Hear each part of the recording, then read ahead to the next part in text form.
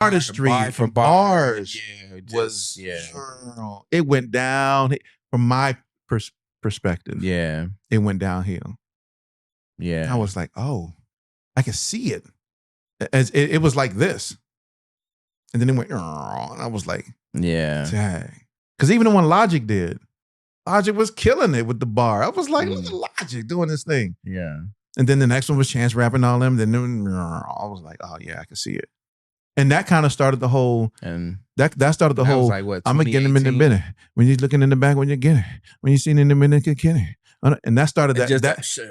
That started making noises. That started it. Had your girl in and so what? I guess the culture feels like, hey, that's what makes the pinnacle of hip hop today is, which I would completely disagree with. But anyway, I mean, we'll see. We'll see. We'll see the next. I mean, next.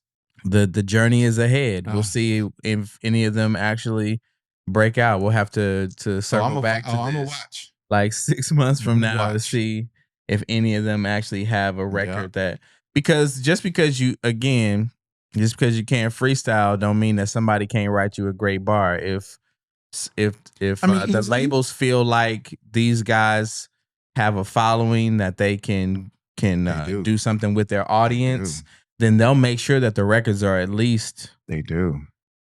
And that is probably one of the most primary things that they have is a following. And unfortunately right now, that's really all that matters. They got a following. Whether it's from TikTok, YouTube, Instagram, they actually have a following of people that are checking them out. Shoot, Ice JJ Fish got a following. Oh, yeah. And it's huge. Yeah. Almost 1 million. Have they never had a cypher that had any of these Georgia rappers on there, like the Menace Kid and Taelor and Loaded, and it's like 5 or 6 of these Atlanta. I didn't see it. Young rappers. It was crazy. They didn't even have, and not that I think that he should have won. They didn't even have Dre TL on there, who won the Rhythm and Flow. He wasn't even on there. Actually, maybe I sent it to you, or maybe I no, you sent it to me. I was like, yeah, you did. They could have put the entire cast of that Netflix show, and it would have been dope. It would have been way better. Way better. Those females on that Netflix show had bars. There was some. Shout out to my girl Tia P. But you know what I'm saying? To your point though, do any of them, I don't want to use the word motion, but do any of them have anything outside the show? I mean, the Netflix show would have been that biggest moment. Yeah, outside they do. And that's not good enough because that's crazy. When outside Netflix they do. Becomes not good enough. It's a fact though. Ooh. How does that but they do though. Tia P. I can only speak for one person that I actually truly know on that show, which was Tia P. I haven't heard anything from any of those artists. I seen one interview on Swing in the Morning with the girl from Detroit, Diamond. Oh yeah, Detroit Diamond. And I think she went on tour with Cass though. But I've heard nothing of these. But I heard nothing from nobody else at all from that whole show. Oh yeah, I have at all. But let me ask you this: not on no blog, not on no TV show. Hold on, let me say this. Let me ask you this though: the guys that were on the XXL, had you ever heard of any of them other than the dude that was signed to T? Yeah, Ray Vaughan, Jello, the one. Those two, the Ian dude. Those are the only two I've ever heard. Him and Taelor dissed him like 6 months ago. Taelor the creator dissed him for being like for mocking. He said he was mocking Future, and they had a whole back and forth thing. So those at least 3 I heard of. I heard of none of them. Jello I definitely heard of because that's Lamar Ball's son, and he actually performed that song at the Super Bowl. Move, get out the way. The riding in the corner, baby. Whoa, that song was a hit for him. It sync placed everywhere. What happened? But I mean, he made it on the XXL, so he's still moving. But he was the only him and no, actually him. He was the only person on there who I'd ever heard one of their songs. But yeah, Dre TL is doing stuff. J Taj is doing stuff. Tia P is doing stuff. They're all doing. They're all doing stuff. Detroit Diamond. Nobody's listening. I've heard nothing from these people. But you ain't know none of the other people. Just like the rest of us, we ain't never heard of none of them other people that was on there. almost none of. If there were Vaughan people on there, you heard of 3. That's not even half. I mean, I don't have time to do it now, but we could sit down and look at all the numbers. But that's what we're guessing. I think we're guessing that they have big followings. Bigger than what I'm saying is, to your point, as far as the show, I don't think any of those people on the show registers as much as the people who did make it on a XXL list in terms of following and numbers. That's all I'm saying. Yes. Could be. My point is the quality. Oh, well, quality of those show contestants was at a higher level, and they did do something that clearly would have been in front of a world stage. But to your initial if you're on point Netflix, they look for following though. That's what they look for. Yeah. They're looking for following and impacting the culture, and unfortunately, even the rhythm and flow. Those artists are I agree. Those artists, top to bottom, are better than the whole freshman XXL list. But from what they're looking for, it's not enough, I guess. Yeah, I don't know. I mean, because like Samara Sen has 388,000 subscribers on Instagram. What about Tia P? How many Tia P got? J Taj got 342,000.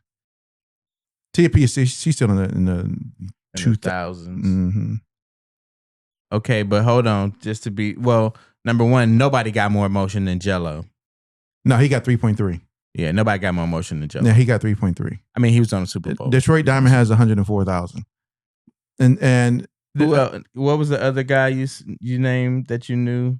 The one guy, he got a bunch of big followers. Ray Vaughan has 534,000. No, I'm talking about Ian. What's the white boy? Oh, I don't even shoot. He got if he got dissed by old boy. I'm just gonna type in. I don't even know Ian's whole thing. Right? Is it IAN? Ian? Yes, IAN, but I don't know his. Oh yeah, it could be. His Instagram. Is it Ian Schwartzman? I don't know. It's not that dude. I don't know. It was just Ian. Oh, what about 1900? Rugrat, 1900 Rugrat, 463,000. So they got huge followings on social media. That huge, and actually, in all for fairness, for some type of independent, it could be way more. Generally, especially today's generation of influencers. Whatever you see on IG, they probably have twice that on TikTok. This Ian guy, he got 1 million followers on Instagram and his YouTube. He's a pretty big deal. He is. He's what's his name? He's whack as what's his IG handle? I think it's just Ian. No, it's a bunch of A's. It's I and like. Yeah, that's crazy because I didn't even find that. It's a lot of. That's why I was asking. It's stupid. It's like I and like. Oh yeah, They just basically held. He has 967,000. Yeah, and that's what I'm saying. And there's 54 people that I know that follow. Wow. Why you like to follow True? Never mind. I ain't gonna judge y'all. I ain't gonna judge you. I'm telling you, if you then flip to TikTok, I guarantee you he got twice the following. If they got any kind of motion on IG, the motion is generally twice as much on TikTok. I see a whole bunch of people that still, you like what you like. I understand. I think sometimes you follow. Well, sometimes I follow people just so I'm in the know. In the know. It's not because I'm a fan of theirs. Exactly. I want to be in the know. I want to make sure that I stay abreast of these things that are what's popping or who's popping. Right. But anyway, the whole thing was, if it's from an independent perspective, is this the caliber of music that independents should be striving for, that is being showcased and quote unquote exploited and validated on a platform like XXL to say this is what the culture of hip hop looks like today, or this is what the standard of hip hop looks like today. Yeah. And should independent artists strive to do or mimic that type of artistry or lyricism in order to make it within the industry? That was my whole point of bringing up the XXL, even though it was trash, to bring it up and talk about it. Should they strive to mimic that type of? I think the door should be open for like media to like maybe even the folks at Netflix. It's a good opportunity. Who produced the show? Was it Rhythm and Flow? Yeah, Rhythm. To start their own like cipher to kind of like counter that, because obviously they care about bars and they care about to a degree anyway. But to say but they should somebody somewhere should take this opportunity to come and restore the standards in hip hop. You know, we need to go back to the 5 mics or something. We need to have that's the show at 5 mics. There you go. Even though you probably can't take it, but I mean, somebody need to do something. Can we kind of restore? We should do that. We should right now put a call out to indie artists. Submit us 16 bars. We looking to put together 5 mics. We're gonna call it the Indie Unplugged Cypher. Something. And we're gonna show that there are some independents that are really killing it. That's better than what XXL just showcased. I'm with it. Yeah, I'm with it. We should do that. We should do it. So let's put the call out there. Send us your hot 16. I'm with it. Cause we need to know that we need to have some hope for the future. Oh gosh, that's probably why a lot of the older artists are coming out with albums and just flooding the market, because they like, yo, y'all need to get back to pure hip hop versus whatever this is y'all trying to do. Yeah.